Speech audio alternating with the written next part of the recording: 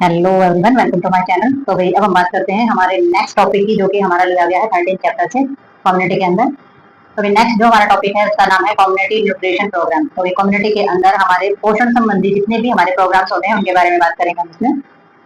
तो सबसे पहले इन्होंने दिया है कि the government of India is the initiated several large scale supplementary feeding programmes and the programmes aimed at the overcoming specific deficiency disease through virus various जो हमारी जो मिनिस्ट्रीज जो होती हैं या फिर हमारे combat malnutrition they are the show of table 28। तो सबसे पहले इन्होंने ये बताया है कि कम्युनिटी के अंदर जो हमारे न्यूट्रिशन लेवल पर जो हमारे प्रोग्राम किए जाते हैं, यानी कि सामुदायिक पोषण जो हमारे कार्यक्रम होते हैं, तो उन्होंने बताया कि जो भारत सरकार होती है, गवर्नमेंट ऑफ इंडिया है, तो भारत सरकार में जो भी हमारा मॉल न्यूट्रिशन है यानी कि जो कुपोषण है उससे निपटने के लिए बहुत सारे हमारे जो कि मंत्रालय हैं वो कई बड़े पैमाने पर मतलब कि जो पूर्ण रूप से जो पोषण हमारा दिया जाता है उसके जो अलग अलग तरीके के जो कार्यक्रम हमारे वो बनाए गए हैं ताकि बीमारियों से बचा जा सके, जो डेफिशिएंसी है उनको जो कमियां उनको दूर किया जा सके और बीमारियों को दूर करने के उद्देश्य से हमारे सारे के सारे जो प्रोग्राम है वो हमारे बनाए गए हैं।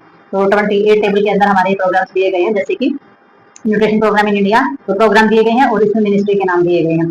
ठीक है, तो प्रोग्राम जैसे इसमें दिया है कि vitamin A prophylaxis.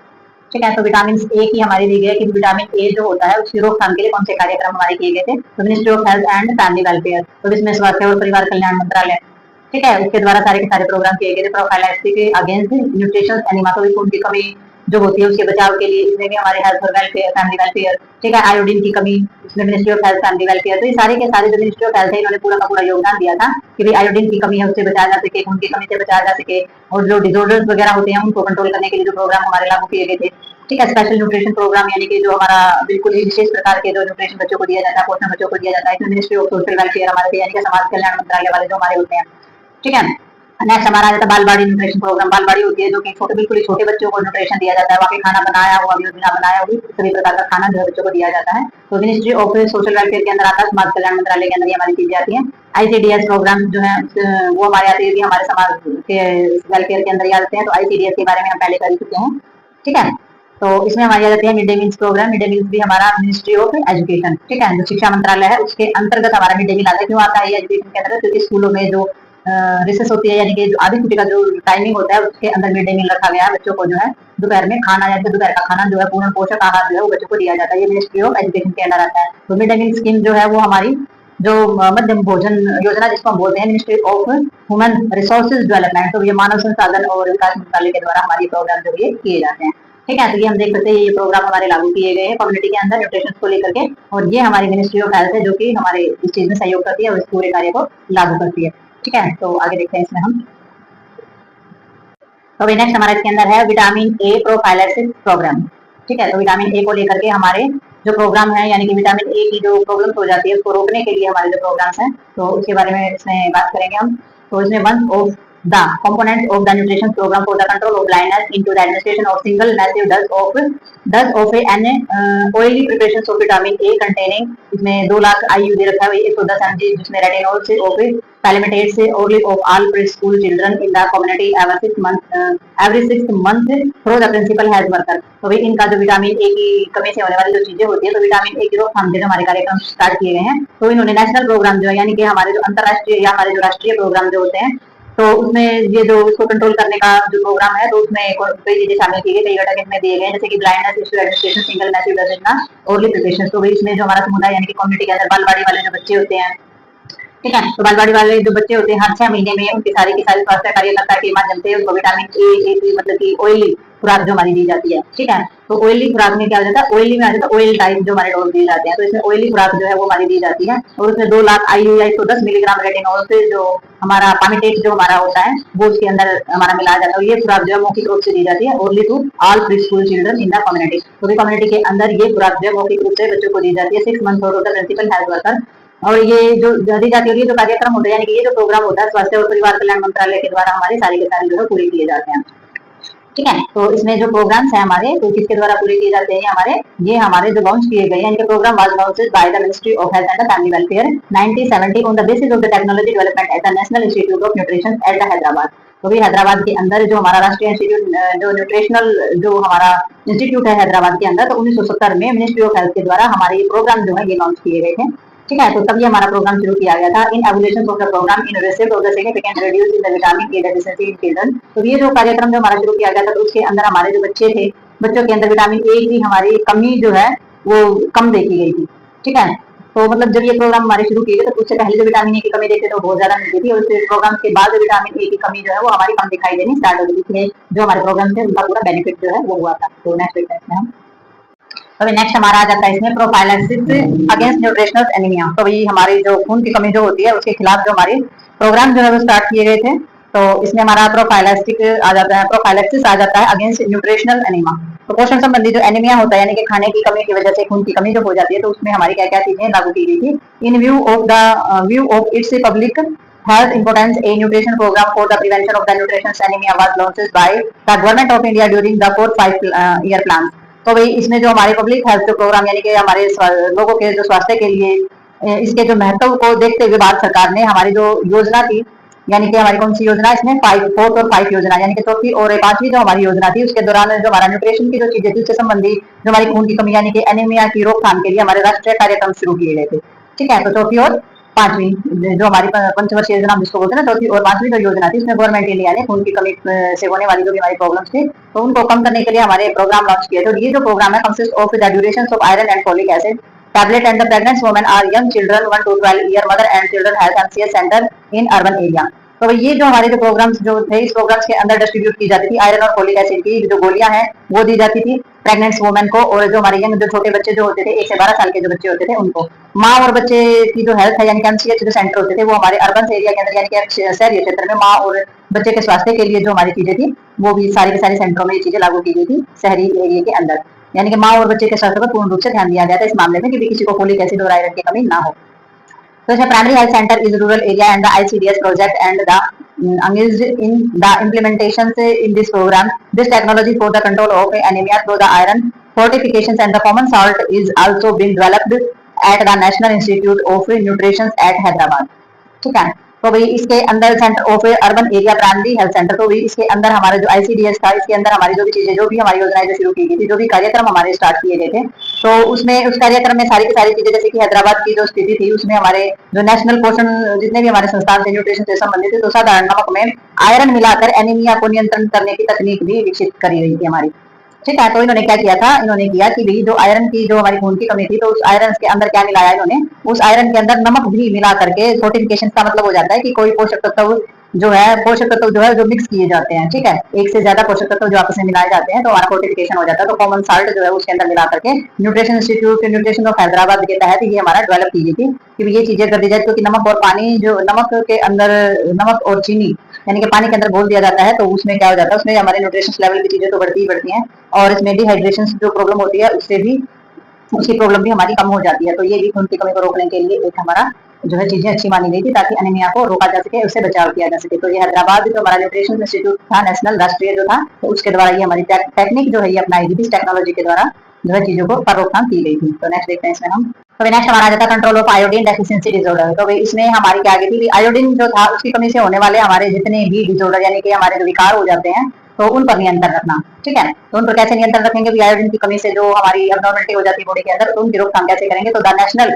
गोइट्री control programme was launched by the government of India 1962 in the conventions of the Goitre belt in the Himalayan region with the objective of the identification of the Goitre endemic area in the supply iodized salt in place of common salt and the assess of the impact of Goitre control measure ever of the periods of time। तो वही national जो हमारा जो चीजें यानी कि भारत सरकार के द्वारा हमारे 1962 में, ठीक है, तो 1962 का मतलब क्या हो जाता है यानी कि 1962। तो 1962 के दौरान हमारी जो भारतीय गवर्नमेंट थी उसने हमारी हिमालयी क्षेत्र यानी कि हिमालयी क्षेत्र यानी हिमालयन जो रीजन दे रखा है यानी कि वो जगह जो हिमालयन बोली जाती है उस क्षेत्र में जो है जो गोइट्री रोग है यानी कि जो गैंगा रोग है वो बहुत ही ज्यादा प्रभावित था। ये जो एरिया था इसमें गैंगा रोग जो है बहुत ज्यादा मात्रा में हमारा फैला हुआ था। तो इसमें राष्ट्रीय गैंगा नियंत्रण जो है वो कार्यक्रम शुरू किया गया था सबसे पहले। ठीक है, क्योंकि वहीं से कार्यक्रम शुरू किए जाते हैं जहाँ पर बहुत ज्यादा मात्रा में सबसे पहले बहुत ही ज्यादा मात्रा में लोग इफेक्टेड होते हैं। तो ये वहाँ उस एरिया से उस क्षेत्र से स्टार्ट किया गया था और उसमें उसका उद्देश्य क्या था कि जो गोइट्री प्रॉब्लम है उसको जड़ से खत्म कर देना। ठीक है, गोइट्री एंडेमिक जो है उसको हमारा जड़ से खत्म करना है और उसके जितने भी उसका जितने भी उससे प्रभावित जितने भी क्षेत्र है जितने भी क्षेत्रों पर हमारा इफेक्ट पड़ा है उन सभी को सबसे पहले पहचानना है, नाम स्थान सारी की सारी चीजों को पहचानना है और आयोडीन युक्त नमक की जो आपूर्ति है वो करनी जरूरी है। ठीक, आयोडाइज साल्ट जो है वो बिल्कुल हमारा पहले तो हमने गोइट्री से संबंधित एरिया को पहचानना है, जाना है वहां पर पहचानेंगे देखेंगे चीजों को, फिर जो हमारा आयोडीन नमक जो हमारा जो नमक है, आयोडीन वाला जो नमक होता है, उसकी आपूर्ति करेंगे। किसी को भी आयोडीन युक्त नमक की कमी नहीं होनी चाहिए, ठीक है। और समय के साथ जो हमारा गोइट्री रोग है, उस पर नियंत्रण करने के जितने भी हमारे उपाय जो है, उनका प्रभाव का आंकलन करना है। प्रभाव का आंकलन कैसे करेंगे? Measure over period of time, goitre control measure, यानी कि हमने जो भी उसके लिए उपाय किए हैं, जो भी हमने चीजें अपनाई है, उनका कितना प्रभाव पड़ा, कितने परसेंट बेनिफिट हुआ है, जो हमने प्रोग्राम किया है उसका, ठीक है। तो ये सारी की सारी चीजें गवर्नमेंट ने 1962 में ही हमारा स्टार्ट किया था। हिमालय रीजन जो हमारा एरिया था, वहां से हमारा स्टार्ट किया था। और इसका मुख्य उद्देश्य था कि वही गोइट्री रोग को बिल्कुल खत्म किया जाए। तो वहाँ के एरिया में सबसे पहले लोगों को पहचाना जाए, और पहचानने के बाद आयोडाइज नमक जो है वो उसकी आपूर्ति कराई जाए, और अच्छे से जो सारी की सारी चीजें हैं वो हमारी गोइट्री रोग को नियंत्रण करने के लिए जो भी हमारे उपाय बताए गए उन सभी को अच्छे से अपनाया जाए, ठीक है। वो सर्वे किया गया, जैसे कि survey however of indicated that problem of goitre and the iodine deficiency disorder was more of the wide spread than it was through earlier with millions of people estimated to be living is no goitre endemic area of the country. As a result of major national program, the IDD control program was mounted in the 1986 with the objective of replacing inter-edible salt by the iodized salt in the fast manner by 1992. तो भाई हालांकि इन्होंने क्या बताया, whoever हालांकि जो हमारा सर्वे किया गया था, उस सर्वे से पता चला कि भाई जो गोइट्री रोग है, वो आयोडीन की कमी से होने वाले जितने भी हमारे डिसऑर्डर हैं, उनकी समस्या पहले की तुलना में कहीं अधिक व्यापक थी। यानी कि जब हमारा सर्वे किया गया तो उसमें पता चला कि गोइट्री रोग जो है, गोइट्री रोग और आयोडीन की कमी से होने वाले जितने भी हमारे विकार है, उनकी समस्या की तुलना में बहुत पहले से ही वहां पर फैली हुई थी। वाइड स्प्रेड यानी कि बहुत ज्यादा मात्रा में वहां पर फैली हुई थी, विद मिलियंस। तो अधिक मात्रा में अगर फैली हुई थी तो उसमें अनुमान के लाखों लोग जो है देश के, वो हमारे गोइट्री रोग से प्रभावित क्षेत्र में रहते थे। मतलब कि लाखों लोग जो है उस जगह पर रहते थे जहां पर गोइट्री रोग जो है बहुत ज्यादा मात्रा में फैला हुआ था, ठीक है। और now and goitre endemic area in the country, result of major national programme. तो भाई इसमें क्या हुआ इस क्षेत्र में, यानी कि परिणाम स्वरूप 1986 में एक बड़ा राष्ट्रीय कार्यक्रम जो हमारा जो है वो रखा गया, ठीक है। तो बड़ा राष्ट्रीय a result of the major national programme is the IDD control programme was mountain in the 1986 with the objective. तो वही 96 में एक बड़ा राष्ट्रीय प्रोग्राम रखा था, जिसमें आयोडीन की कमी से होने वाले जितने भी हमारे विकार थे, और आयोडीन की कमी से होने वाले विकार और आयोडीन की कमी से होने वाले विकारों के लिए जो आयोडीन युक्त नमक था, वो पूर्णतः वहां पर जो है प्रतिस्थापन किया गया कि आयोडीन की कमी से होने वाले जो भी कोई प्रॉब्लम है वो नहीं होनी चाहिए, पूर्ति की जाए आयोडीन नमक की कंप्लीटली अच्छे तरीके से। और उद्देश्य क्या था कि 1992 का जो चरण आया ना हमारा, 1992 का जो हमारा मैनर जो हमारा फेज आए, तो उसमें वो जो है चरणबद्ध तरीके से स्टार्ट किया जा सके, मैनरबद्ध तरीके से एडेबल किया जा सके, यानी कि रूटीन में उस चीज को शामिल किया जा सके। तो इस तरीके से उस चीज को लगाया गया कि 1992 में, मतलब उद्देश्य क्या था, एम लेके चला था 1992 तक ये चीज पूर्ण रूप से जो भोजन में शामिल कर दी जाए, ताकि इस प्रकार की समस्या यहाँ दोबारा ना हो, ठीक है। तो ये हमारा आयोडीन डेफिशिएंसी डिसऑर्डर जो है उसको कंट्रोल करने के लिए हमारी चीजें 1962 में जो है ये प्रोग्राम्स जो हमारे स्टार्ट किए गए थे, और 1992 तक ये उद्देश्य लेकर के चला गया था कि ये समस्या जो है हमेशा के लिए खत्म कर दी जाए। तो इसमें दोनों ही चीज थी, आयोडीन की कमी और हमारा गोइट्री रोग। आयोडीन की कमी से गोइट्री रोग जो है बहुत ज्यादा फैला हुआ था, गलघोटू रोग उस टाइम पे गेंग आया, गलघोटू रोग उसको बोला जाता था, ठीक है। तो नेक्स्ट देखते हैं इसमें हम। अभी नेक्स्ट हमारे इसके अंदर आ जाता है स्पेशल न्यूट्रिशन प्रोग्राम। तो स्पेशल न्यूट्रिशनल प्रोग्राम हमारे कौन से होते हैं, जो कि विशेष पोषण कार्यक्रम हमारे बताए जाते हैं। तो विशेष रूप से पोषण हमारा कैसा रहता है, this programme was started in 1970 for the nutritional benefit of children below 6 year of age, pregnant and the nursing mother, and the operation in urban slum tribal area and backward rural area. The supplementary food supply about 300 kilo calorie and the 10 to 12 grams of protein per child per day. तो special nutrition के अंदर हमारी कौन सी चीजें आ जाएंगी, उन्होंने बताया कि जो हमारा 1970 के अंदर, तो 1970 के अंदर 6 वर्ष की से हमारी जो 6 साल के से कम उम्र के बच्चे, गर्भवती महिलाएं, ठीक है, और हमारी माँ जो बच्चों को दूध पिलाती है वो माताएं, तो उनके पोषण का लाभ उन्हें पहुंचाने के लिए प्रोग्राम हमारा शुरू किया गया था। पोषण इस तरीके से किया जाए कि ये जो स्पेशल लोग, मतलब कि स्पेशल ग्रुप में जो आने वाले जो लोग होते हैं, उनको पूरा का पूरा लाभ इसका हो सके, ठीक है। और अर्बन स्लम यानी कि शहरी स्लम यानी कि झूठी झोपड़ियों में रहने वाले लोग, ट्राइबल यानी कि आदिवासी क्षेत्र में रहने वाले जो लोग थे हमारे, और आदिवासी क्षेत्रों के साथ साथ जो पिछड़े ग्रामीण क्षेत्रों में रहने मतलब कि रहने वाले जो हमारे लोग थे, तो उनके लिए क्या किया जाता कि पूर्ण आहार जो है वो हर किसी के लिए, बच्चे को प्रतिदिन जो है 300 किलो कैलोरी तो जो है वो दिया ही जाए, और 10 से 12 ग्राम प्रोटीन प्राप्त हो, ठीक है। तो ये हमारा उद्देश्य था कि स्पेशल न्यूट्रिशन जो है वो हमारा दिया जाए, और सप्लीमेंट्री फूड जो है वो हमारा 300 किलो कैलोरी और 10 से 12 ग्राम प्रोटीन जो है वो बच्चों को तक पहुंचाया जाए। ये स्पेशल ग्रुप में आता है, यानी कि 6 साल से कम के बच्चे, प्रेग्नेंट लेडीज, और वो माताएं जो बच्चों को दूध पिला रही हैं, या फिर वो गरीब एरिया जहां पर न्यूट्रिशन की बहुत ही ज्यादा कमी होती है, तो उनके लिए स्पेशल न्यूट्रिशन प्रोग्राम हमारे किए गए थे। तो आगे देखते हैं इसमें। अभी नेक्स्ट उन्होंने बताया the beneficiary mother receiving daily 500 kilo calorie and 25 gram of protein. तो भाई उन्होंने बताया है कि बेनिफिशियरी मतलब यानी कि जो लाभार्थी माताएं होती है ना, जिनको लाभ मिलता है, तो उनका प्रतिदिन जो इन्होंने बताया कि 500 किलो कैलोरी 500 किलो कैलोरी और 25 ग्राम प्रोटीन जो मिलता है इस प्रोग्राम के तहत जो है 500 किलो कैलोरी की चीजें और 25 ग्राम जो प्रोटीन का जो न्यूट्रिशन है वो इनको दिया जाता है। और this supplement of the provided to them for about 300 days in a year. और ये जो सप्लीमेंट होते हैं यानी कि ये जो चीजें होती है खाने पीने की, ये जो पूरक आहार होता है, ये साल भर में 300 दिन ये हमारा प्रदान किया जाता है। 365 दिन होते हैं ना, तो 300 दिन ये हमारा दिया जाता है। This programme was of the originally launched as the central program and was of the transfer to the state sector in the 5 year plan as part of the minimum need programs.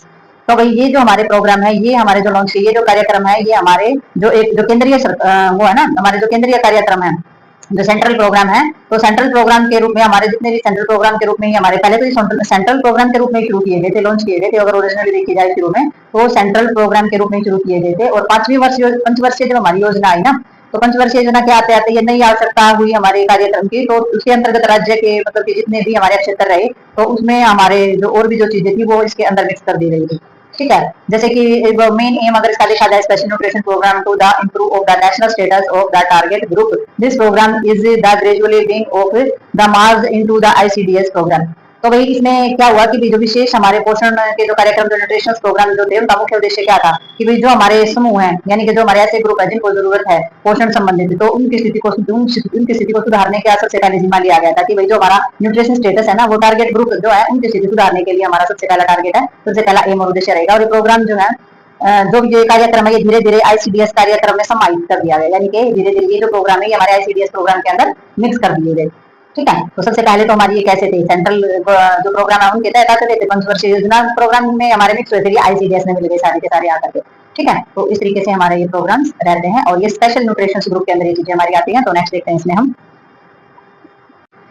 तो next हमारा आ जाता है इसमें बालवाड़ी nutrition programme. तो बालवाड़ी का तो सभी को पता है, जैसे गांव में छोटे बच्चों के लिए जो हमारे जो होता है वो हमारा बालवाड़ी न्यूट्रिशन प्रोग्राम बोला जाता है। तो बालवाड़ी में छोटे बच्चों की चीजें होती है, सारी की सारी उनके न्यूट्रिशन का ध्यान रखा जाता है। This programme was started on the 1970 for the benefit of the children in the age group 3 से 6 ईयर इन रूरल एरिया। तो ये जो कार्यक्रम है, ये जो प्रोग्राम है, ये 1970 में शुरू किया गया था और इसमें जो हमारे 3 से 6 साल आयु वर्ग के जो बच्चे हैं उनके लिए, उनके लाभ के लिए ये हमारा प्रोग्राम जो ये शुरू किया गया था। और it is the under of the overall charge in the department of social welfare. तो ये समाज कल्याण विभाग जो है उसका पूरा का पूरा भार उसके ऊपर है, वही संभालते हैं इस चीज को।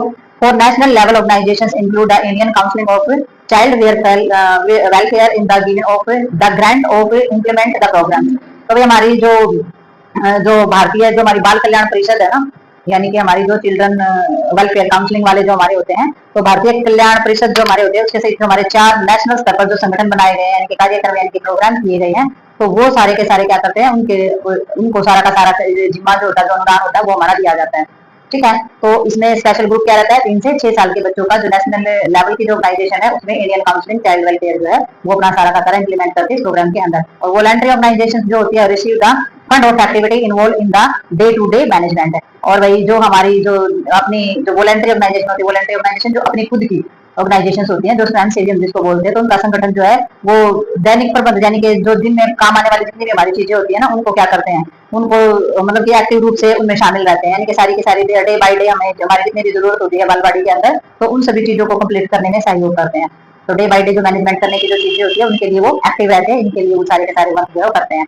The programme is the implemented through of the balwadi which also provide free primary education to these children। तो जो बालवाड़ी जो क्षेत्र होता है ना, हमारा बालवाड़ी की जो जगह होती है उसमें जो उसके माध्यम से हमारे कुछ और काम भी किए जाते हैं, जैसे कि बच्चों को पहली और प्राथमिक जो शिक्षा प्रदान की जाती है इसमें, यानी कि बच्चों को थोड़ा बहुत पढ़ाया सिखाया भी जाता है। जो प्री और प्राइमरी एजुकेशन हम जिसको बोल देते हैं, जैसे कि अनार चीजें जो हमारी प्राइमरी की जो चीजें आती है, तो वो भी चीजें इसमें सिखाई पढ़ाई जाती है, बेसिक नैतिक शिक्षा वाली चीजें बताई जाती है। The food supplementary provide 300 kilo calorie and 10 gram of protein पर चिल्ड्रन पर डे। और वही इसमें जो फूड सप्लीमेंट जो हमारे प्रोवाइड किए जाते हैं 300 किलो कैलोरी, 300 किलो तो हमारी कैलोरीज दी जाएगी और 10 ग्राम प्रोटीन जो है वो बच्चों को प्रतिदिन जो है सेवन करने के लिए दिया जाता है, वहीं पर बच्चों को खाने के लिए दी जाती है चीजें। और balwadi are being phased out because of the universalisation of ICDS. तो ये जो बालवाड़ी जो हमारी होती है, तो आईसीडीएस के लिए मतलब पूर्ण रूप से हमारी जो बालवाड़ी जो है सार्वभौमिक तरीके से मतलब कि धीरे धीरे क्या करते जा रहे हैं, बालवाड़ियों को धीरे धीरे बंद किया जा रहा है। क्यों किया जा रहा है बालवाड़ियों को धीरे धीरे बंद? ठीक है, तो उसकी जगह बालवाड़ी आंगनवाड़ी, तो मतलब बहुत सारी चीजों में अगर एक चीज बंद की जा रही है तो इसका मतलब ये है कि वहां उसकी जगह पर किसी दूसरी जो चीजें है, दूसरे जो प्रोग्राम्स हैं उनमें उन चीजों को शामिल कर दिया गया है। ठीक है, तो इन्होंने बताया है कि भाई आईसीडीएस के तहत जो हमारे जो चीजें की गई है, यूनिवर्सलाइजेशन जो की गई, तो उसके तहत बालवाड़ी जो है वो धीरे धीरे बंद की जा रही है। ठीक है, नेक्स्ट देखते हैं इसमें हम। तो भाई नेक्स्ट हम इसमें देखेंगे आईसीडीएस प्रोग्राम। तो भाई आईसीडीएस प्रोग्राम के अंदर हमारा जाता है, आईसीडीएस की फुल फॉर्म हमारी होती है इंटीग्रेटेड चाइल्ड डेवलपमेंट सर्विसेज। ठीक है, तो आईसीडीएस का ये हमारी फुल फॉर्म रहती है। तो चाइल्ड सर्विसेज इसके अंदर होती है सारी की सारी। तो इसके तहत जो प्रोग्राम किए जाते हैं integrated child development services ICDS program was started of the 1975 in performance in the national policy for children. तो भाई इसमें जो हमारे ये जो राष्ट्रीय बाल नीति का अनुसरण जो हमारा किया गया है, ये हमारा कैसे किया गया है, ये 1975, ठीक है, 1975 में एकीकृत किया गया। जैसे कि बाल विकास सेवाएं जो है ये कार्यक्रम शुरू किया गया। ठीक है, तो बाल विकास सेवाएं, चाइल्ड डेवलपमेंट सर्विसेज, बाल विकास सेवाएं जो है वो हमारी शुरू की गई। ठीक है, और इस कार्यक्रम का जो मेन काम क्या था, national policy of for children. तो इसमें जो इसकी जो मेन पॉलिसी क्या थी, बच्चों को न्यूट्रिशन के चीजों के लिए आगे बढ़ाना, न्यूट्रिशन की कमी ना होने देना बच्चों को। तो चाइल्ड बच्चे जो थे उनके तहत हमारी जो पॉलिसी थी एक बार स्टार्ट की गई थी, यानी कि कार्यक्रम जो स्टार्ट किए गए थे। There is strong nutrition components in the program of this from of the supplementary nutrition vitamin A prophylaxis and iron and folic acid distribution. तो भाई ये जो हमारा स्ट्रॉन्ग न्यूट्रिशन कंपोनेंट्स में क्या लिए गए थे, जो मजबूत घटक हमारे लेकर के चले थे न्यूट्रिशन प्रोग्राम के अंदर, कि विटामिन ए की कमी से जो प्रॉब्लम होती है उसकी रोकथाम करनी है, आयरन और फोलिक एसिड जो है वो ज्यादा मात्रा में डिस्ट्रीब्यूट करना है, लोगों को ज्यादा से ज्यादा जो है फोलिक एसिड और आयरन की टैबलेट जो है वो हमें देनी है। The beneficiaries are the preschool children below 6 year and the adolescents girl 11 to 18 year pregnant and lactating mother। तो इसमें जो ज्यादा जो लाभार्थी जो हमारा जो ग्रुप रहा है वो हमारा इससे वो हमारे प्री स्कूल यानी कि स्कूल में जाने से पहले वाले बच्चे, यानी कि 6 साल से पहले के जो बच्चे होते हैं, कम आयु के जो हमारे बच्चे होते हैं, और इसमें एडोलेसेंस के अंदर आ जाते हैं 11 से 18 साल की जो लड़कियां होती हैं, ठीक है, गर्भवती महिलाएं और हमारी जो माताएं जो बच्चों को दूध पिलाती, तो वो इसमें शामिल किए गए सारे के सारे। तो state of union of the titles of increase in the undertake additional ICDS project on the central pattern of cover more of the beneficiaries। तो भाई इसमें जो हमारे स्टेट के दौरान अगर हमारी चीजें देखी जाए, मतलब कि राज्य और केंद्र शासित जो हमारे प्रदेश होते हैं उनके अधिक लाभ जिनको मिला है, तो उसमें शामिल करने के लिए केंद्र के जो भी हमारे पैटर्न है, जैसे कि आईसीडीएस, ये हमारी सारी की सारी जो योजनाएं शुरू करने के लिए सारा का सारा जो है इनकरेज उनको किया गया था। ठीक है, यानी कि उनको प्रोत्साहित किया गया था। ठीक है, तो स्टेट और यूनियन टेरिटरीज हमारी जो होती है सारी की सारी इसमें शामिल की गई थी, उनको प्रोत्साहित किया गया था कि भाई ये जो चीजें इसमें शामिल की जाए, जो पैटर्न है वो हमारा अपनाया जाए। ठीक है, तो आईसीडीएस प्रोजेक्ट जो सेंटर पैटर्न था वो हमारा cover more of the beneficial, तो लाभ लेने के लिए ये सारी की सारी चीजें इसमें शामिल की गई थी। तो सारी चीजें शामिल करेंगे तभी उन चीजों का लाभ उठा पाएंगे, नहीं तो न्यूट्रिशन लेवल पे जो हमारे प्रोग्राम है वो हमारे वर्क नहीं करेंगे और फिर से हमारा मिशन और एम जो है वो रह जाएगा। तो the worker at the village level who the deliver of the services is called off the anganwadi. तो वही हमारे जो वर्कर्स होते हैं, यानी कि जो गांव में गांव के स्तर पर जो हमारी जो सर्विसेज दी जाती है ना, जो सेवाएं प्रदान की जाती हैं, तो वो जो कार्यकर्ताओं को क्या कहा जाता है, उनको कॉल्ड आंगनवाड़ी। तो वही उनको आंगनवाड़ी बोला जाता है, जो कि गांव स्तर पर हमारी जो सेवाएं प्रदान करते हैं उनको। तो नेक्स्ट देखते हैं इसमें हम। तो इसमें हम देखते हैं आंगनवाड़ी वर्कर्स के बारे में। इन्होंने बताया कि जो आंगनवाड़ी वर्कर्स जो हमारे होते हैं वो हमारे ग्रामीण स्तर पर हमारी सेवाएं देते हैं, और each anganwadi unit cover a population of about 1000। A network of the Mahila Mandal has been built up the ICDS project area to help anganwadi worker in the provides health of nutrition services। ठीक है, तो इन्होंने बताया कि जितनी भी हमारी जो आंगनवाड़ी होती है उसमें लगभग 1000 लोगों की आबादी को कवर करती है। ठीक है, तो 1000 की जो पॉपुलेशन होती है, एक आंगनवाड़ी 1000 की पॉपुलेशन को कवर करती है। और इसमें आईसीडीएस जितनी भी हमारी परियोजनाएं रखी गई है, यानी कि आईसीडीएस के दौरान जितनी भी हमारी परियोजना है उनमें जितने भी हमारी जगह आती है, जितने भी प्लेस आते हैं, तो आंगनवाड़ी कार्यकर्ता को स्वास्थ्य और पोषण सेवाएं प्रदान करने में सहायता के लिए हमारा कौन सा मंडल काम करता है, महिला मंडल का जो नेटवर्क है वो बनाया जाता है। ठीक है, तो आंगनवाड़ी में काम करने के लिए महिला मंडल नेटवर्क बनाया जाता है, यानी कि एक औरत दूसरी औरत के साथ जुड़ती है और ये सेवाएं जो है ये इस तरीके से प्रदान की जाती है। तो आंगनवाड़ी वर्कर जो है वो प्रोवाइड करती है हमारी हेल्थ एंड न्यूट्रिशन सर्विसेज भी। ठीक है, तो महिला मंडल का जो है एक नेटवर्क बनाया जाता है जो कि आंगनवाड़ी में कार्य और देखभाल करती है, और जो जितनी भी सारी की सारी जो हमारी सेवा जो है इनके द्वारा की जाती है, यानी कि न्यूट्रिशन को लेकर के भी, ठीक है, और हमारी हेल्थ को लेकर के भी जो सर्विसेज होती है वो सारी की सारी इनके द्वारा प्रदान की जाती है। Worker of anganwadi of the supervised by the मुख्य सेविका। तो भाई इसमें आंगनवाड़ी का जो सुपरविजन करती है वो मुख्य सेविका के नाम से वो जानी जाती है, यानी कि उसका आंगनवाड़ी का जितना भी काम काज है वो देख रेख जो है मुख्य सेविका करेगी। और फील्ड सुपरविजन जो हमारा होता है, field supervision is done by the child development program project officer. तो भाई सीडीपीओ जो हमारा होता है, सीडीपीओ यानी कि चाइल्ड डेवलपमेंट प्रोजेक्ट ऑफिसर जो होता है वो हमारा क्या करेगा, वो पूरा का पूरा सुपरविजन करेगा फील्ड के काम को, यानी कि जो हमारे जो भी जगह है वहां पर जाकर के सुपरविजन कर पाएगा। बाल विकास परियोजना अधिकारी इसको हम बोलते हैं। तो ये जाएगा और सब जगह दिखाएगा कि जो प्रोग्राम हो रहे हैं वो सही से हो रहे हैं या नहीं हो रहे, जो सर्विसेज है वो अच्छे से दी जा रही है नहीं दी जा रही है। ठीक है, नेक्स्ट हमारा जाता है मिड डे मील प्रोग्राम। तो मिड डे मील जो प्रोग्राम हमारा होता है, यानी कि जो स्कूल के मध्य में दिए जाने वाला जो भोजन होता है उसको मिड डे मील्स बोलते हैं। तो मिड डे मील्स के दौरान हमारा जाता है जो दोपहर में हमारा जो प्रोग्राम जो भोजन दिया जाता है उसका जो प्रोग्राम है उसके बारे में हम देखेंगे। The mid day meals program यानी कि MDMP, mid day meal program. तो MDMP जो होता है is now as school lunch program. तो स्कूल के अंदर जो लंच किया जाता है तो वो उस प्रोग्राम का जो नाम है वो हमारा मिड डे मील रखा गया है। ठीक है, तो मध्याह्न भोजन हम इसको बोल देते हैं। तो this program has been a operation since 1968 throughout of the country.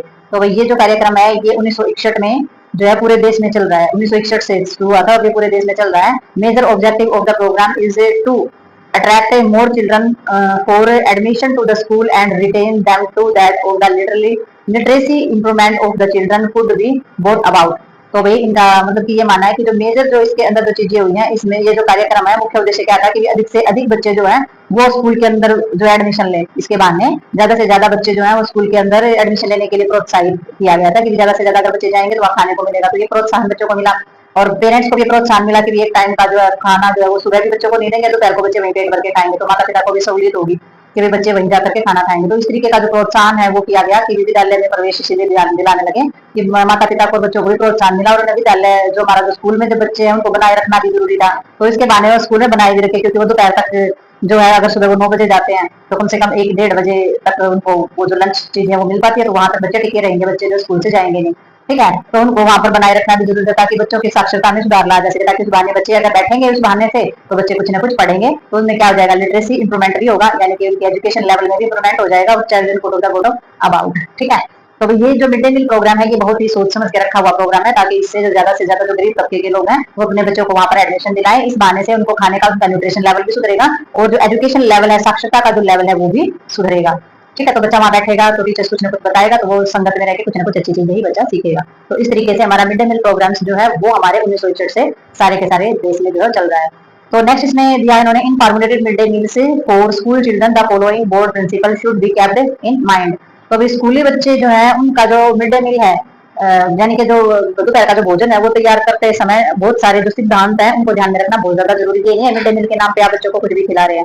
तो उसमें बहुत सारे जो प्रिंसिपल हैं कि भाई जो मिड डे मील जो है बच्चों का वो किस तरीके से और किन किन चीजों को ध्यान में रखकर बनाया गया। तो देखते हैं आगे मिड डे मील कैसे रेडी होता है। तो भाई अब हम यहाँ पे देखेंगे कि जो मिड डे मील जो बनाया जाता है उनमें किन किन चीजों का ध्यान रखा जाता है, कौन कौन से सिद्धांत जो है वो बनाए जाते हैं। ठीक है, तो सबसे पहले जो इन्होंने बताया, सबसे पहला बताया the meal should be supplement and not a substitute to the home diet. तो इन्होंने बताया है कि जो हमारा मील बनाया जाता है यानी कि जो हमारा आहार यानी कि जो भोजन जो है वो घर के आहार का पूरक होना चाहिए। यानी कि जैसे हम घर पे पूरक आहार लेते हैं ना वैसे ही हमारा मिड डे मील जो है वो पूरक आहार होना चाहिए, ना कि उसका कोई विकल्प सब्स्टिट्यूट नहीं होना चाहिए। मतलब पूरा भी ये नहीं है कि ये चीजें तो बच्चे घर पे खाते हैं तो यहाँ पर हल्का फुल्का कुछ और छोटी मोटी चीज खिला दे। तो इस तरीके से मिड डे मील नहीं रखना है कि बच्चों को खुश करने के लिए चीजें नहीं खिलानी है, बल्कि जो घर पर जिस तरीके का पूरक आहार बच्चे को दिया जाता है इस तरीके से पूरक आहार जो है वो बच्चे को लंच में देना है। ठीक है, तो नेक्स्ट इन्होंने बताया है the meal should supply at least on third of the total energy requirement and the half of the protein needs। तो भाई जब आहार को जब आप तैयार करते हैं, जब आप भोजन को तैयार करते हैं तो आपको क्या करना है, तो हमारा जो फूड है उसकी जो कुल एनर्जी जो हमारी बताई गई है उसकी आवश्यकता का कम से कम 1/3 और प्रोटीन की जितनी जरूरत होती है उसका आधा भाग प्राप्त होना चाहिए बच्चे को। मतलब कि इतनी लेवल की कैलोरी और इतने लेवल का प्रोटीन आपने देना है कि उसका 1/3 भाग और प्रोटीन का आधा भाग बच्चे की बॉडी तक जाना चाहिए, प्राप्त होना चाहिए। ठीक है, तो इस तरीके का आपने न्यूट्रिशन लेवल उसके अंदर रखना है। The cost of the meal should be इसमें जो हमारी रिस्पॉन्सिबली लो। तो इन्होंने बताया कि भोजन की जो भी हमारा जो फूड है, जो मील्स जो हमारा है, तो उसकी जो लागत है वो उचित रूप से कम होनी चाहिए। ये भी नहीं है कि आप कोई महंगी चीजें या महंगी डिश बना के आप खिलाओगे तो लागत उसकी मतलब किस तरीके से होनी चाहिए, कॉस्टली नहीं होनी चाहिए ज्यादा। ठीक है, जो कि रिजनेबल हो। ठीक है, रिजनेबल का मतलब होता है कि बच्चों को जो है न्यूट्रिशन प्रदान करना, बच्चों के टेस्ट और बच्चों को ऐसे चीजों का लत नहीं लगानी कि वो चीजें अच्छी हैं, सिर्फ बच्चों को न्यूट्रिशन लेवल पे खाना देना है पेट भर के। ठीक है, नेक्स्ट इसमें आ जाता है the meal should be such that is can of the prepare easily in school on comfortable cooking process should be involve.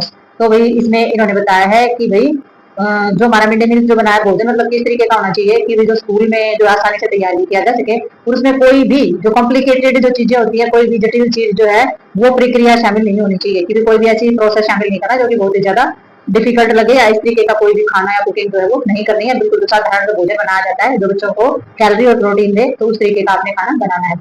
As far as possible locally available food should be used. This will reduce and cost of the meal and तो भी इन्होंने बताया है as far as possible, और जहां तक संभव हो तो स्थानीय रूप से जो हमारी अवेलेबल होती है ना चीजें, जो भी पदार्थ का उपयोग किया जाना चाहिए, वो अगर हमारी जो चीजें उपलब्ध है उन्हीं चीजों का उपयोग हमने इसके अंदर करना है। इससे भोजन की जो भोजन के अंदर जो लागत होती है वो भी हमारी कम रहेगी। तो इसमें क्या होता है, सब्जियां है, बस सब्जियां हैं और अनाज है, चावल है, तो यही चीजें इसमें बार बार इस्तेमाल की जाती है। बच्चों को इसी तरीके का मिड डे मील दिया था, बदल बदल के सब्जियां और डालें, और बच्चों को चावल, दलिया और इस तरीके की चीजें जो है वो दी जाती हैं। ठीक है, the menu should be the frequently change in avoid of monthly. तो इसमें जो हमारे जो मेन्यू वगैरह होता है उसको बार बार बदलना चाहिए, ताकि बच्चों को एक ही तरीके के भोजन से बच्चे जो है बोर ना हो, मोनोटन। ठीक है, तो निरस्ता नहीं आनी चाहिए बच्चों को भोजन करने में। ये नहीं हो कि एक ही तरीके की सब्जी और एक ही चीज बार बार बच्चे को दे रहे हैं, तो उससे जो बच्चे हैं जो निरस हो जाते हैं, यानी कि बहुत बोर हो जाते हैं। तो भाई इसमें जो मॉडल बनाया गया है हमारा मेन्यू का, तो मेन्यू का जो मॉडल बनाया गया है वो हमारा मिड डे मील स्कूल के हिसाब से जो टेबल 29 है उसके अंदर हम देखते हैं कि मिड डे मील का मॉडल क्या होता है, किस तरीके से वहाँ पर भोजन रेडी किया जाता है।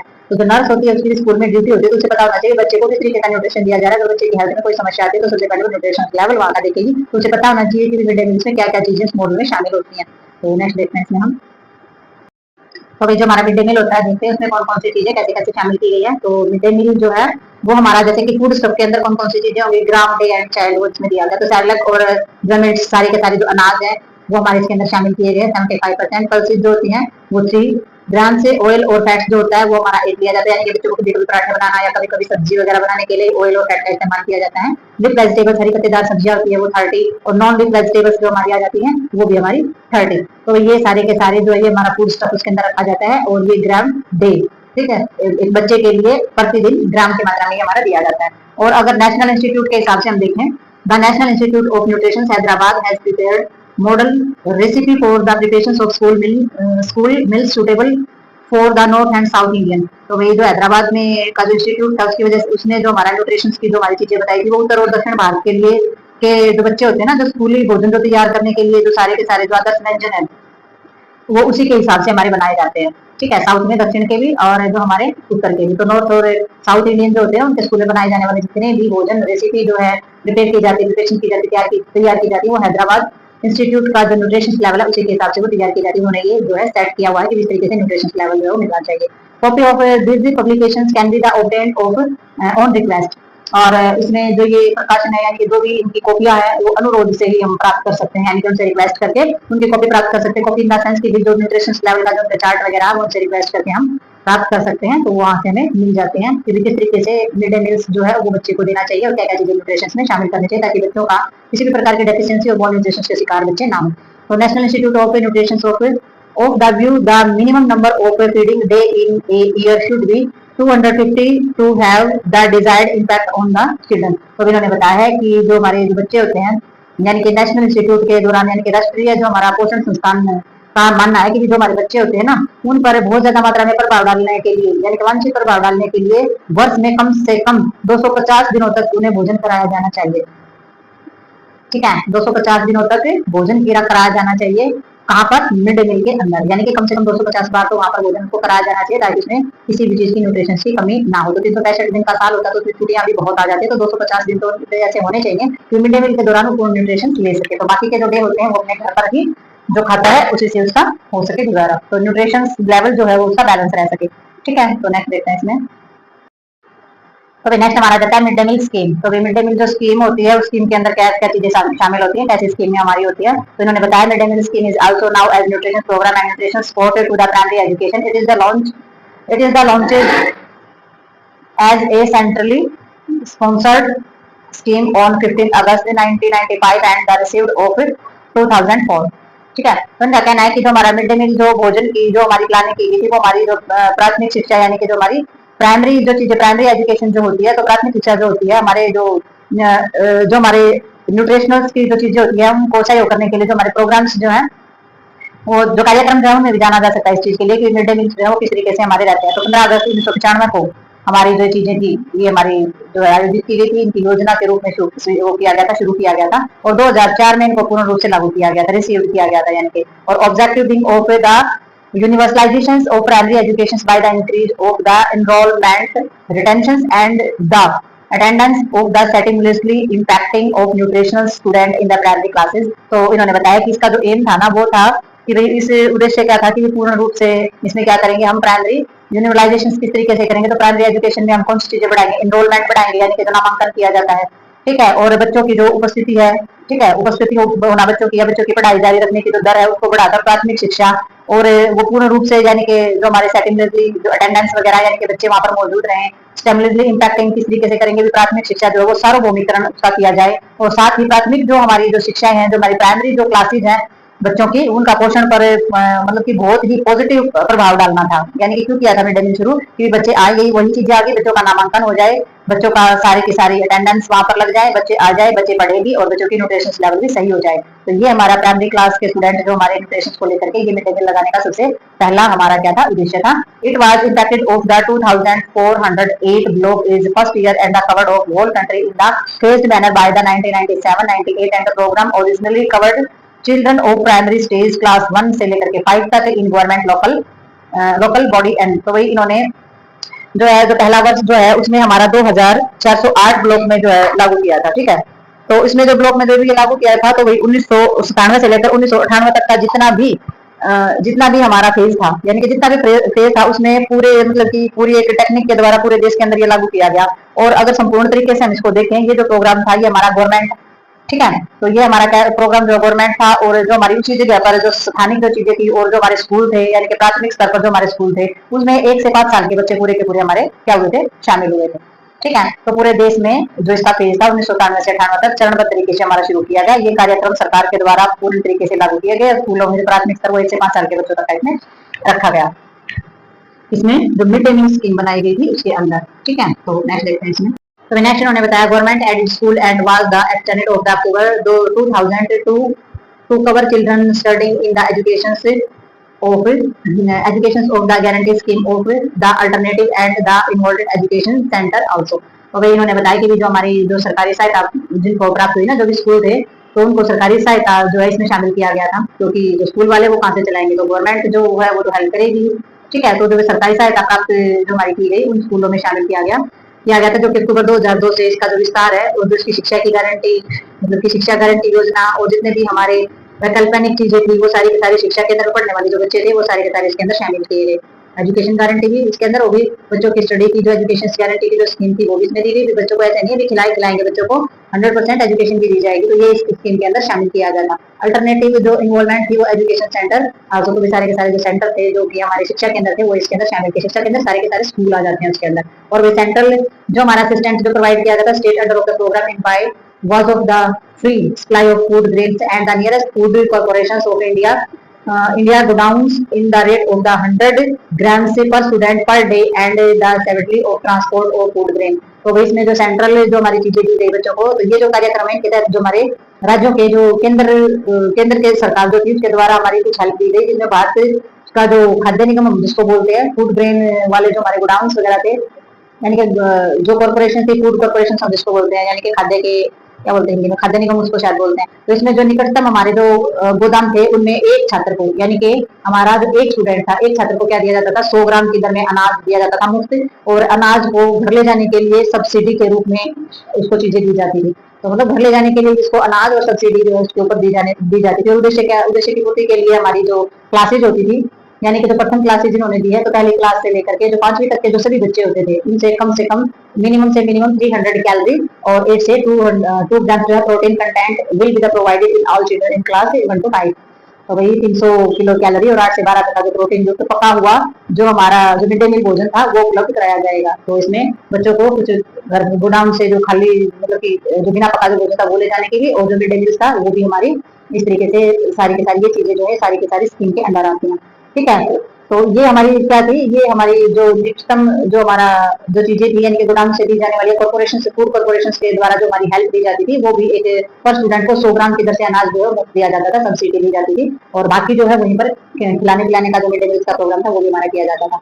और कुछ सजेशंस जो है वो preparation of the nutrition of economic mid day meals are as under, यानी कि पौष्टिक और किफायती जो हमारा मिड डे मील तैयार हो इसके लिए कुछ सुझाव दिए गए हैं कि मिड डे मील किस तरीके से रेडी हो। तो ये नर्स की रिस्पॉन्सिबिलिटी होती है कि भाई वो इस चीज को चेक करे कि मिड डे मील जो है वो किस टाइप का दिया जा रहा है। तो हेल्थ डिपार्टमेंट इस चीज को चेक करता है, स्कूलों में जाता है, बच्चों की ग्रोथ और डेवलपमेंट की जांच करता है, और ये जांच करता है कि मिड डे मील्स जो है वो किस तरीके से बनाया जा रहा है, क्या खाना इस टेक्निक से बनाया जाता है कि बच्चों को पूर्ण रूप से न्यूट्रिशन मिल सके। तो नेक्स्ट देखते हैं कि जो फूड जो है वो किस तरीके से प्रिपेयर किया जाना चाहिए बच्चों के लिए। तो अभी हम इसमें देखेंगे कि मिड डे मील जो है वो किस तरीके से प्रिपेयर करने की सजेशन जो है वो दिया जाता है। तो सबसे पहले उन्होंने बताया गया है food grain must be the storeyed in the place away from the moisture in air tight container bind the avoid of infection. ठीक है, तो इन्होंने बताया है इन्फेस्टेशन से बचाने के लिए, यानी कि अनाज जो है उसको नमी से बचाने के लिए हवा के बंद डिब्बे या टोकरियों में उनको रखना चाहिए ताकि उसमें किसी प्रकार के कीड़े ना लगे। तो अनाज को बहुत ज्यादा सुरक्षित तरीके से रखेंगे। यूज करना है आपने होल व्हीट, ब्रोकन व्हीट यानी कि दलिया and the prepare mid day meals. तो भाई मिड डे मील्स में इन्होंने बताया कि दोपहर का जो भोजन आप तैयार करते हैं तो उसमें साबुत गेहूं या दलिए का प्रयोग आप कर सकते हैं। Rice should be the prepared of the pre boiled से एंड द अनपॉलिश्ड। तो चावल वो इस्तेमाल करने हैं जो कि पॉलिश ना किए गए हों। उबला हुआ चावल या बिना पॉलिश किया हुआ चावल जो है वो आपने मिड डे मील्स में शामिल करना है। ठीक है, नेक्स्ट उन्होंने बताया है कि सिंगल डिश मील जो हमारी दी जाती है, यानी कि जो हमारी डिश मील्स हो जाता है जिसमें टूटे हुए गेहूं या हमारे चावल से बनने वाला जो व्यंजन होते हैं, ऐसी dish using the broken wheat and rice of the incorporating some of the amount of pulses and the soybean या फिर हमारा सिसिन oil vegetables, green leaf vegetables and some amount of edible oil will save both time of the fuel of besides in the nutrition broken wheat pulao लिफ जो हमारी बनती है और इसमें कचरी वगैरह जो उपमा होता है, दाल वेजिटेबल्स होती है, भात होता है, some explain of the single dish meal. तो ये हमारे सिंगल डिश मील्स का मतलब हो जाता है कि ऐसा भोजन जो कि टूटे हुए गेहूं या टूटे हुए जो चावल होते हैं उनसे बनता है। और ये जो भोजन हमारा बनता है ये थोड़ी मात्रा में, जैसे कि हमारी दाल है, सोयाबीन है, जैसे कि मौसमी सब्जियां, मौसमी सब्जी मतलब मौसमी की सब्जी नहीं, मौसमी का मतलब मौसम के अनुसार आई हुई जो सब्जियां होती हैं, हरे पत्तेदार सब्जी, और थोड़ी सी मात्रा में जितनी भी हमारी खाने की चीजें होती है उनमें तेल मिलाया जाता है, जितनी भी हमारा न्यूट्रिशन लेवल की चीजें होती है उनके साथ साथ और ईंधन की बचत जो हमारा खाना करता है वो मिलाए जाते हैं। टूटे हुए गेहूं और जो हमारा चावल वगैरह होते हैं इनसे पुलाव या फिर पत्तेदार खिचड़ी भी बना सकते हैं, उपमा बना सकते हैं, दाल और सब्जियां मिला करके भात वगैरह बनाया जाता है। तो ये जो चीजें होती है, ये जो व्यंजन होते हैं, ये भोजन के उदाहरण है कुछ कि इस तरीके से आप मिड डे मील तैयारी कर सकते हैं। ठीक है, नेक्स्ट उन्होंने बताया चाइल्ड पल्सेस कॉम्बिनेशन। तो भाई इसमें दाल और जो अनाज का जो कॉम्बिनेशन हमारा बताया गया है, combination necessary to have good quality protein and Cerelac pulses ratio could range from 3:1 और से लेकर के 5:1 तक। तो भाई इन्होंने ये बताया कि भाई अगर हम अच्छी चीजों के लिए, यानी कि अच्छी क्वालिटी के लिए, गुड क्वालिटी के लिए हमें बहुत ज्यादा यानी कि प्रोटीन जो है प्रोटीन प्राप्त करने के लिए अनाज और दाल जो होते हैं उनको साथ मिला के बनाते हैं, जैसे खिचड़ी बनाते हैं। ठीक है, तो खिचड़ी के अंदर हम जो है क्या मिलाते हैं, दाल मिला देते हैं और चावल मिला देते हैं। तो इस तरीके के जो हमारे भोजन रेडी किए जाते हैं वो हमारे अच्छे प्रोटीन की चीजों में शामिल होते हैं। तो इसमें जो आवश्यक अनुपात जो हम रखते हैं तो उसमें अनाज और दाल का जो अनुपात है 3:1 से 5:1 का रखना चाहिए, यानी कि 1 गिलास चावल अगर आप लेते हैं तो 1 मुट्ठी दाल आप उसमें डालेंगे। तो ये जो अनुपात रहता है ये प्रोटीन के लिए बहुत ही अच्छा अनुपात होता है। ठीक है, और स्प्राउटेड जो हमारी पल्सेस जो होती है जिनका स्प्राउट बनाया जाता है, more nutrient and should be the incorporates of the single dish meal. कभी जो हमारी दाल होती है और अधिक पोषक तत्व जो हमारे होते हैं, तो एक जो अब जैसे कि अंकुरित दालें वगैरह होती हैं तो पूर्ण रूप से हमारे जो न्यूट्रिशन होता है, इनके जो भोजन होता है उसमें शामिल किया जाना चाहिए। ठीक है, तो ये हमारी बोली जाती है स्प्राउट। सारी की सारी जो दालें होती है उनको भिगो दिया जाता है और फिर जो अंकुरित हो जाती हैं तब उनका सेवन किया जाता है। तो ये हमारे स्प्राउट पल्सेस के अंदर हमारे आ जाते हैं। न्यूट्रिशन लेवल इसका काफी अच्छा होता है। Leaf vegetables when added to any preparation should be the thoroughly washed before the cutting and should not be the subjected and washing after cutting। तो इन्होंने बताया है कि भाई कुछ हमारी जो भी हमारे जो खाना बनाया जाता है, जैसे कि पत्तेदार सब्जियों को डालने से पहले हम क्या करेंगे, उनको अच्छे तरीके से धो लेना। पहले इनको बहुत अच्छे तरीके से धो लेंगे, फिर उनको काटेंगे और फिर उनको धोना नहीं चाहिए काटने के बाद। तो ये हमारा कुछ करते हैं कि पहले सब्जी को काटते हैं फिर उसको धोते हैं, तो ऐसा नहीं करना है। लीफ वेजिटेबल्स जो हमारी होती है पहले उनको धोना है और उनकी प्रिपरेशन शुड बी द थोड़ी बहुत, फिर उसको जो है before cutting and should note the subject. तो इन्होंने बताया कि भाई हरी पत्तेदार सब्जियों को पहले ही बहुत अच्छे तरीके से धो लो, फिर उनको काटना है और काटने के बाद उनको वॉश नहीं करना है, यानी उनको धोना नहीं है। ठीक है, तो इन चीजों का हमारा ध्यान रखना है मिड डे मील्स के अंदर। तो नेक्स्ट देखते हैं इसमें। तो भाई नेक्स्ट हमारा इसके अंदर आ जाता है और किन किन चीजों का आपने रखना है ध्यान। तो भाई इसमें हमारा जैसे कि हमारा shocking of rice, dal, grams आदि इसके अंदर आ जाते हैं। तो इसके अंदर क्या आगे दाल, चावल, चना आदि क्या करना है इन सभी का, इनका भिगो के खाना पकाने का जो समय जो कम हो जाता है। यानी कि अगर इनको पहले भिगो देते हैं ना तो इसके जो पकाते हैं हम तो उसका समय कम हो जाता है। नहीं तो ये इतने हार्ड होते हैं कि भाई अगर इनको बिना भिगोए अगर आप बनाओगे तो इनके पकने में समय लगेगा, कहने का मतलब ये है। ठीक है, तो पहले इनको भिगो देना होता है। तो वॉश ऑफ द ग्रेन थोली solely under shock in the just of sufficient amount of water required for cooking। तो भाई इसमें क्या हो जाता है, जो भी हमारा अनाज है, जैसे कि इसमें दे दिया वॉश ग्रेन, तो भी जो हमारा अनाज है उसको अच्छी तरीके से धो ले, और पकाने के लिए जितना भी हमारा जो आवश्यक होता है, जरूरी होता है पानी, वो सही मात्रा में ही उसको भिगोए। ठीक है। तो जब अनाज को, जब किसी भी दाल, अनाज या चना जो होता है, उसको खाना पकाने से पहले आपने क्या करना है, अनाज को अच्छी तरीके से आपने धो लेना है, और पकाने से पहले उसके जितनी मात्रा की जरूरत होती है पानी की, उतनी मात्रा जो है पानी की उसके अंदर डालनी है, उतनी ही मात्रा में उसको भिगो के रखना। कहने का मतलब ये है कि पहले अच्छे से उसको वॉश कर लेना है, और फिर जितनी मात्रा पकाने के लिए जरूरी है उतने ही पानी में भिगोना, ताकि जिस पानी में आपने भिगोया है वही उसको पकाने में इस्तेमाल किया जा सके। ये नहीं है कि फिर आप जिस पानी में भिगोया उस पानी को निकाल दोगे, नया पानी डाल करके अगर आप उसको फिर पकाते हैं तो उसका न्यूट्रिशन लेवल कम हो जाता है। तो आपने जिस पानी में भिगो रखा है उसी पानी में उसको पकाना है, कहने का मतलब ये है। तो राइस वाटर जो हमारा होता है, if left after cooking should be the mixed with dal if these are cooked sparingly and the should never be thrown away. तो भाई इसमें क्या होता है, चावल पकाने के बाद पानी जो बच जाए हमारा, ठीक है, तो हमारा जो पानी जो बच जाता है तो उसे दाल में मिला देना चाहिए। चावल पकाने के बाद जो पानी बच जाता है ना हमारा, अगर पानी ज्यादा रहता है तो उसको दाल में मिला देना चाहिए, cook sparingly and the never throw away. तो आपने दाल को अलग से पकाया, अगर मतलब कि बेशक से बताया कि दाल को अगर उससे पकाया जा रहा है तो उसको कभी भी फेंकना नहीं चाहिए, यानी कि दाल का पानी और चावल का पानी कभी भी फेंकना नहीं है, आपने उसको खाने में इस्तेमाल करना है। ठीक है। और फर्मेंटेशन के दौरान अगर improves nutritive value preparations of the idli, dosa या ढोकला एक्स्ट्रा में बी द इनकरेज। तो भाई इसमें जो हमारा बताया गया है, जैसे कि पोषक तत्व का जो अगर हमने वैल्यू बढ़ानी है, अपने न्यूट्रिशन की न्यूट्रिटिव वैल्यू अगर हमने बढ़ानी है, तो इडली, डोसा या ढोकला आदि बनाने के लिए प्रोत्साहित किया जाना चाहिए, क्योंकि ये जो चीजें होती हैं, इडली, डोसा और ढोकला, ये मोस्ट न्यूट्रिटिव वैल्यू हमारे जो पदार्थ होते हैं खाने की डिश हमारी होती है। नेक्स्ट इसमें लेकिन इतनी मेहनत करेगा कौन, इडली, डोसा और ढोकला कौन बनाएगा बच्चों के लिए वहाँ पे। ठीक है। तो नेक्स्ट इसमें देखा जाता है cooking must be done with the idli Eid on the avoid loss of the nutritive. तो भाई इसमें जो कुकिंग जो होती है हमारी, यानी कि हमारे जितने भी न्यूट्रिशन लेवल जो होता है उनकी किसी प्रकार का जो नुकसान उनका ना हो, इसे बचाने के लिए खाना पकाते समय जो है ढक्कन जरूर लगाना है, आपने लिड जरूर लगाना है, लिड यानी कि ढक्कन जो है वो जरूर लगा देना, ताकि न्यूट्रिटिव वैल्यू जो है वो खत्म ना हो खाने की। तो खाने को ढककर पकाना चाहिए, इसलिए सबसे ज्यादा फायदेमंद प्रेशर कुकर में पका हुआ खाना जो है वो माना जाता है हमारा। ठीक है। Over cooking should be avoided. और ज्यादा मात्रा में भी नहीं पकाना, बस जितनी जरूरत है उतनी मात्रा में पकाना, ज्यादा मात्रा में पकाएंगे तो भी न्यूट्रिटिव वैल्यू जो है वो कम हो जाती है। और अधिक मात्रा में अगर पकाएंगे, ओवर पकाएंगे तब भी, और ज्यादा मात्रा में पका के डालेंगे तो भी हमारा खाना वेस्ट जाएगा। ठीक है। और rehydrating of the oil use the frying and the harmful of should be the avoided. तो भी आपने जब आप तलने के लिए इस्तेमाल किए गया जो हमारा तेल होता है उसको दोबारा गर्म करना बहुत ज्यादा हानिकारक होता है, तो आपने ज्यादा ऑयल इस्तेमाल नहीं करना है किसी चीज को फ्राई करने के लिए। जैसे आप पकौड़े बना रहे हैं, पूरियां बना रहे हैं, तो इतना ही ऑयल डालें जितना आपने उसमें यूज हो जाए, ज्यादा नहीं डालेंगे, क्योंकि वो जो ऑयल है वो अगर आप दोबारा से अगर आप यूज कर रहे हैं तो वो सेहत के लिए बहुत ज्यादा हानिकारक होता है। घरों में भी ये चीजें मोस्टली देखी जाती हैं कि जिसमें हमने पूरी उतारी है उसको फिर सब्जी में या किसी भी चीज में हम इस्तेमाल करने लग जाते हैं, तो वो हमारी सेहत के लिए हानिकारक होता है।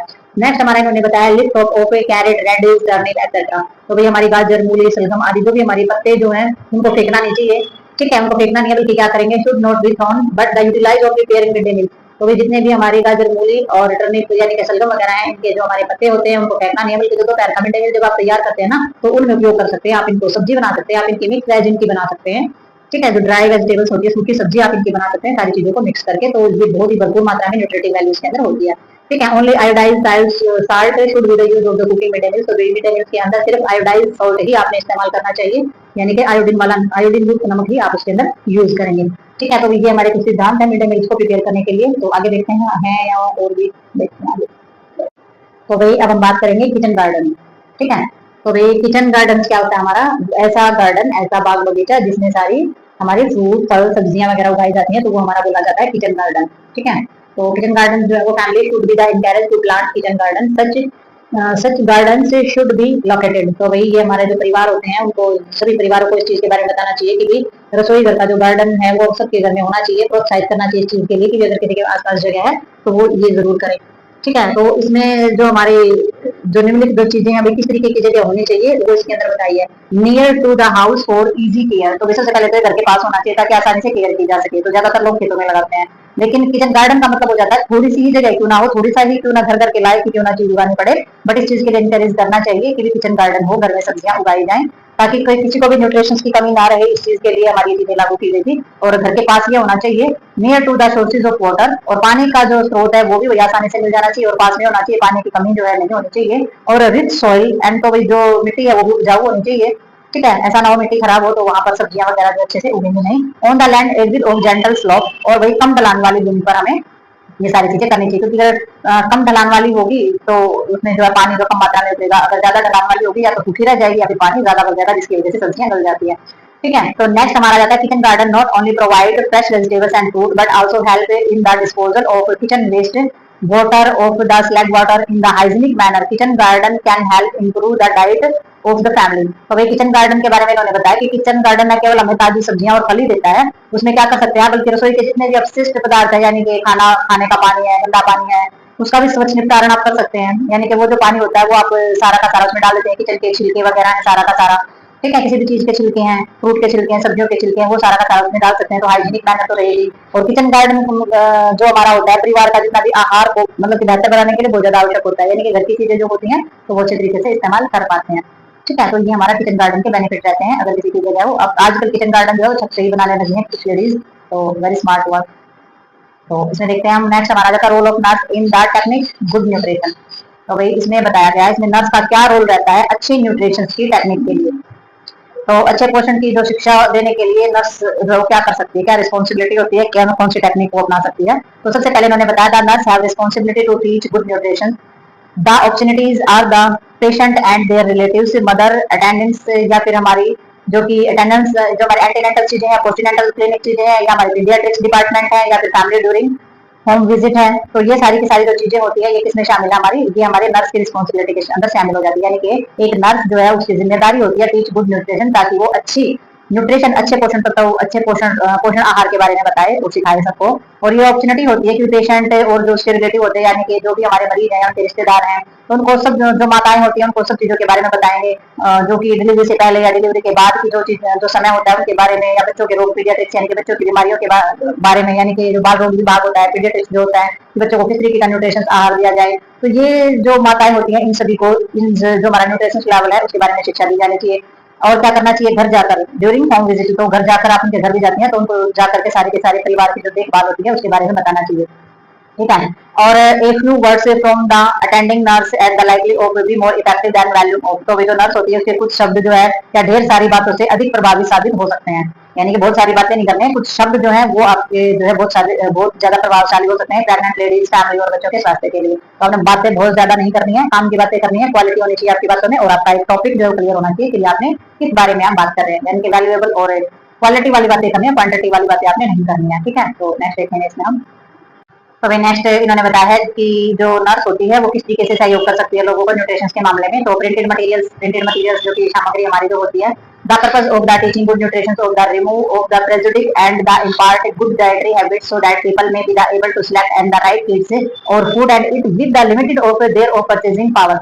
तो वही इन्होंने बताया है कि जो पर्पस होता है टीचिंग का, यानी कि जो नर्स होती है अगर वो अच्छे न्यूट्रिशन के बारे में लोगों को सिखाती है तो उसका क्या पर्पस होता है, उसमें रिमूव द प्रेजुडिस, तो उसमें क्या रिमूव कर सकती है, यानी कि उसमें जो अच्छी खान पान की जो आदतें हैं वो विकसित कर सकती है, ताकि लोग जो है अपनी जितनी भी उनकी चीजों को खरीदने की जो क्षमता है उसके अनुसार सही भोजन जो है उसका चयन कर सकें। यानी कि पैसे तो वो उतने ही लगाते हैं, सब चीजें तो उतनी ही खरीद रहे हैं, पैसे उतने ही खर्च कर रहे हैं, लेकिन उनको ये नहीं पता कि कौन सी चीज सेहत के लिए अच्छी है और कौन सी खराब है। तो गुड डाइटरी हैबिट्स जो है उसके बारे में आप लोगों को बताएंगे, तो ये हमारी जो टीचिंग है ये हमारी इफेक्टिव भी रहेगी।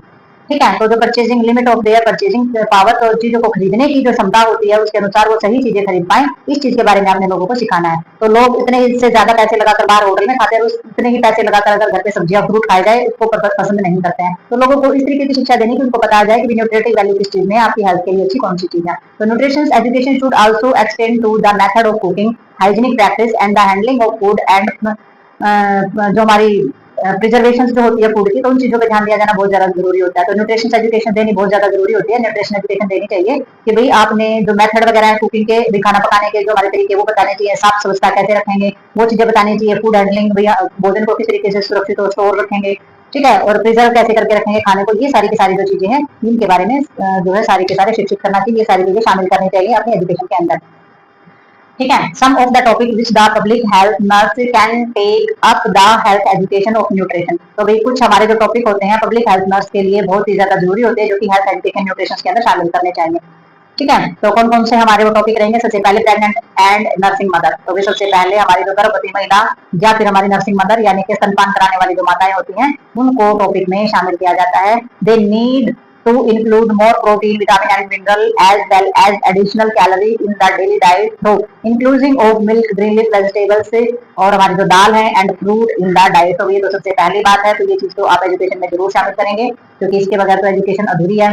ठीक है, तो भाई इसमें सबसे पहले आपने कौन कौन सी चीजें बताओगे, जो माँ है उसको सारी की सारी इन चीजों के बारे में बताओगे, क्योंकि आपने प्रोटीन, विटामिन, सारे के सारे मिनरल्स जो है वो हमारे पूरे लेने हैं। उसके अतिरिक्त हमारी कैलोरी जो है वो भी शामिल करने की बहुत ज्यादा जरूरत होती है, और अपना जो आहार आप ले रहे हैं उसमें दूध, पत्तेदार सब्जियां, दाल से भी चीजें शामिल करनी है, तो ये सारी चीजें आप उनको समझाओगे। फिर हमारे प्री स्कूल चिल्ड्रन आ जाते हैं, स्कूल में जाने से पहले वाले जो बच्चे होते हैं उनके बारे में आप बताओगे, तो उन्हें बताओगे कि कंटिन्यू जो हमारा दिए जाते हैं, यानी कि हमारा जो continue of the breast feeding during the first year of life as the breast milk can supply valuable protein to the supplement the diet. तो भाई इन्होंने बताया कि जीवन का मतलब जो बच्चे जो होते हैं ना, तो उनका जो पहला साल होता है, 1 साल के जो बच्चे होते हैं, उनका जो माँ का जो दूध होता है ना, ब्रेस्ट फीडिंग जो होती है वो जारी रखनी चाहिए, क्योंकि जो माँ का जो दूध होता है ना, आहार की पूरी की पूरी पूर्ति करता है, और जो प्रोटीन है ना वो पूरा का पूरा देता है, प्रोटीन वैल्यू जो है वो पूरी सप्लाई होती है बच्चे के अंदर।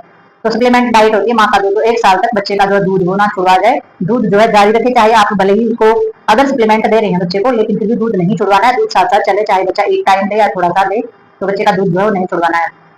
नेक्स्ट उन्होंने बताया है the importance of the missing pulses with the Cerelac of the improve the quality of protein. तो भाई आपने क्या करना, प्रोटीन के अंदर जो हमारी जितनी भी उसकी क्वालिटी है प्रोटीन की, तो उसके सुधार के लिए अनाज के साथ साथ दाल भी मिला करके उसमें लेनी है। तो इम्पोर्टेंस ऑफ मिक्सिंग पल्सेस, तो इसमें दाल भी मिक्स करनी है अनाज के साथ, अगर उसकी क्वालिटी को इम्प्रूव करना है और प्रोटीन को ज्यादा एक्सेस करना है, तो यानी कि खिचड़ी।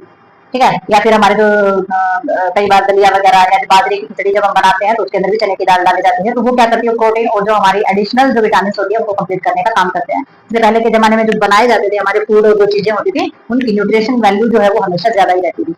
ठीक है, नेक्स्ट हमारे इसके अंदर आ जाता है, इसमें बताया गया है the need to include more protein and calorie in the child diet. तो भाई इसमें जो हमारा आ जाता है, जो बच्चे का जो भी हमारी जो डाइट होती है उसमें ज्यादा प्रोटीन और कैलोरी जो है वो शामिल करने की आवश्यकता बहुत ज्यादा होती है, क्योंकि बच्चा जो है इस टाइम जो है बच्चे की ग्रोथ और डेवलपमेंट का टाइम होता है, तो बच्चे को प्रोटीन और कैलोरी जो है उसकी डाइट ज्यादा देनी चाहिए। नेक्स्ट उन्होंने बताया है the importance of the cleanliness in the preparation of the serving of food. तो भाई बहुत ज्यादा महत्वपूर्णता इस चीज को दी जाती है कि जब खाने को तैयार किया जाए या खाने को सर्व किया जाए तो साफ तो सब चीजों का ध्यान जो है बहुत ज्यादा मात्रा में रखना चाहिए। स्वच्छता और साफ सफाई जो है बहुत ज्यादा जरूरी है, चाहे वो किचन की हो, चाहे वो यूटेंसिल्स यानी कि बर्तनों की हो, या फिर इंसान की खुद की स्वच्छता हो, तो सभी स्वच्छता पर पूरा पूरा ध्यान देना है। The need to ensure that the child get a sufficient diet.